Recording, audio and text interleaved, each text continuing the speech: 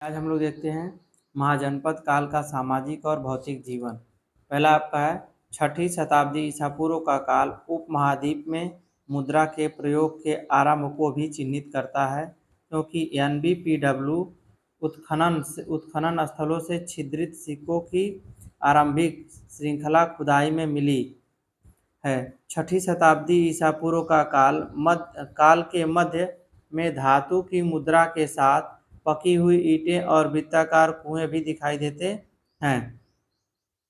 600 ईसा पूर्व से 300 ईसा पूर्व के दौरान ग्रामीण बस्तियों शहरों की संख्या और आकार में महत्वपूर्ण वृद्धि हुई थी और गंगा घाटी में अनुकूल जनसंख्या विकास हुआ था। पाली और संस्कृत ग्रंथों में अनेक गांव व शहरों का उल्लेख किया गया है। शहरों के मामले में उस काल में बहुत हद तक भेदभाव था। पहला था आपका पूर्व या नगर से तात्पर्य किलाबंद शहर या नगर से था। निगम ऐसे व्यापारिक शहर थे जो ग्राम और नगर के बीच एक मध्यवर्ती स्तर था। राजधानी राज्य के कैपिटल सिटी को निर्दिष्ट करती थी। नगर छोटा सा नगर, महानगर बड़ा शहर। कुछ प्रसिद्ध नगर महानगर काशी, कौशाम्बी, राजगिरी, पाटलिपुत्र, श्रावस्ती, अयोध्या, वैशाली, चंपा, कपिलवस्तु थे। चलिए और आगे देख लेते हैं। वे नगर न केवल शासन की गद्दी थे, बल्कि वे व्यापार वाणिज्य के प्रमुख केंद्रों के रूप में भी काम करते थे और वहाँ बहुत से कारीगर व्यापारी बसे हुए थे जो अपने संबंधित संघों में संगठित थे। सेठी ऊंचे स्तर के व्यापारी थे जो कि व्यापार और साहूकारिता से जुड़े हुए थे। कारीगर और व्यापारी दोनों नगर के निश्चित इलाकों में रहते थे, जिन्हें वैशास व्यापारिक सड़कें कहा जाता था।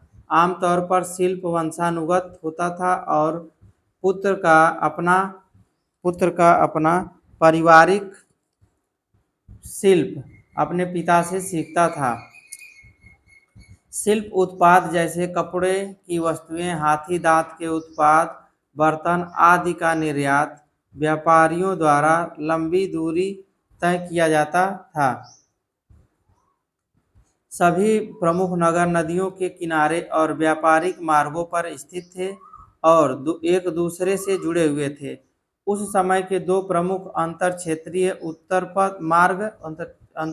मार्ग उत्तर पथ उत्तर भारत और इंडो गंगा मैदान के उत्तर पश्चिम से बंगाल की खाड़ी पर स्थित बंदरगाह नगर ताम्रलिप्ति तक फैला हुआ और दक्षिण पथ दक्षिण भारत का मगध में पाटलिपुत्र से गोदावरी पर स्थित प्रतिष्ठान तक फैला हुआ और पश्चिमी तट के बंदरगाहों से जुड़ा हुआ थे। आंतरिक व्यापार मार्ग बाह्य व्यापारों से जुड़े हुए थे और ऐसे साक्ष्य मिले हैं जिनसे उपमहाद्वीप के साथ पूर्वी बंगाल का म्यांमार के साथ और आगे देखते हैं पश्चिमी तक्षशिला का अफगानिस्तान, ईरान और मेसोपोटामिया के साथ दोनों क्षेत्रों के साथ समृद्धशाली व्यापार होने का पता चलता है। आयात किए जाने वाली प्रमुख वस्तुओं में कीमती पत्थर जैसे सोना, लापीज लाजुली, लाजवर्द मणि, जेड, चांदी आदि शामिल थे, जबकि हस्त निर्मित शिल्प, कपड़े के सामान, चंदन की लकड़ी और मोती निर्यात की जाने वाली प्रमुख वस्तुएं थी। पाली ग्रंथ में समुद्री यात्रा व्यापार का उल्लेख करते हैं। कस्टम अधिकारी कम्मिका और पथकर अधिकारी सौलकिक शुल्काध्यक्ष व्यापार पर कर वसूल करते थे और वह विशेष शाही अधिकारी राजभट्ट की नियुक्ति यात्रियों की जान व माल की सुरक्षा के लिए की जाती थी। आगे आपका निष्क और शतमान नामक मुद्रा के उपयोग से व्यापार सुगम हो गया